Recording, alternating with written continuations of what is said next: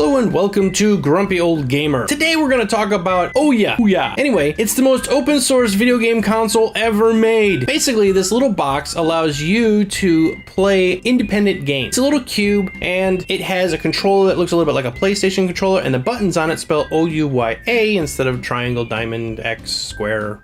Ouya started out as an idea and they put it up on Kickstarter and it made $8.596 million through pledges on Kickstarter. They originally only wanted $1 million, so I think they exceeded their goal by a bit. And basically, if you paid $99, you got the console.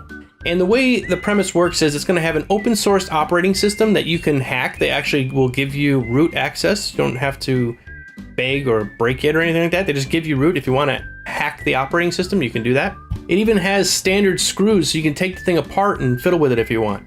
For 99 bucks, if you break it, who cares, right? The games that are going to be on it are all independent games. So from developers, there's no money involved. Like we talked about yesterday, $40,000 to do a patch on the Xbox One. Are you kidding me? So these games are going to be cheap because they're going to be made by independent developers. They're going to be a lot of fun. There are things on there like Minecraft. You'll be able to play Minecraft on your television, which is pretty cool. So why am I covering this specific thing today? Well, there's two things that I wanted to cover. First off, it's the treatment of Ouya at E3. And secondly, the console is being shipped really slowly. All right, first off, let's talk about the treatment of Ouya at E3. So Ouya goes to E3 and says, hey E3, we would love to have our console on your floor. And for whatever reason, E3 says, nah, we got PlayStation and Xbox, we don't want you here.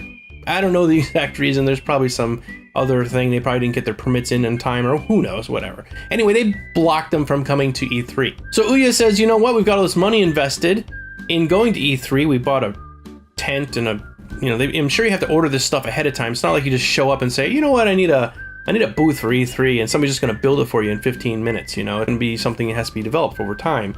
So they had their booth, so they went to E3 anyway. So they set up across the street from E3, set up their whole thing, get a guy out there as DJ to play music, and they offer free beer for everybody who's over the age to come and play the console and get some beer. It sounds cool, right?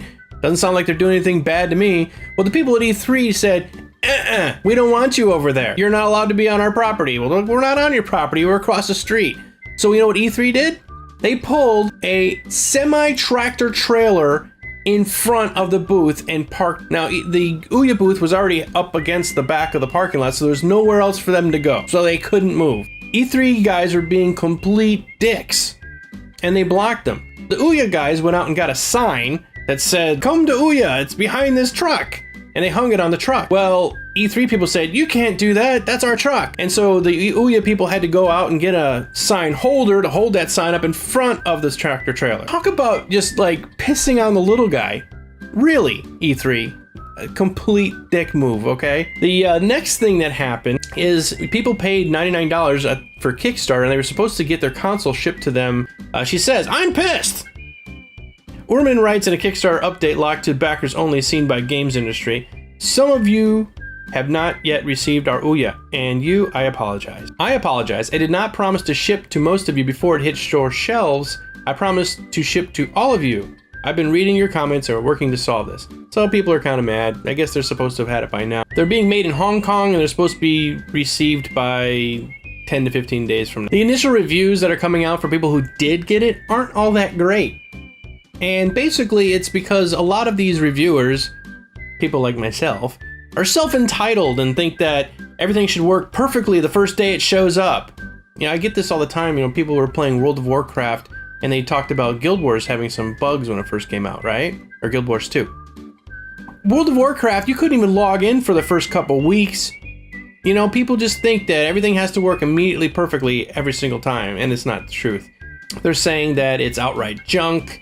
It's a lackluster game lineup, low profile, basically the same power that you would have on an Android phone.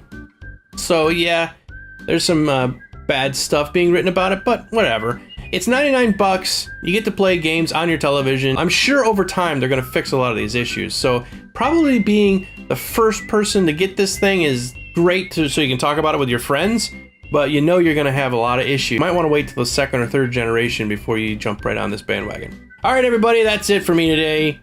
I'll talk to you again very soon. This has been Grumpy Gamer. I love ya.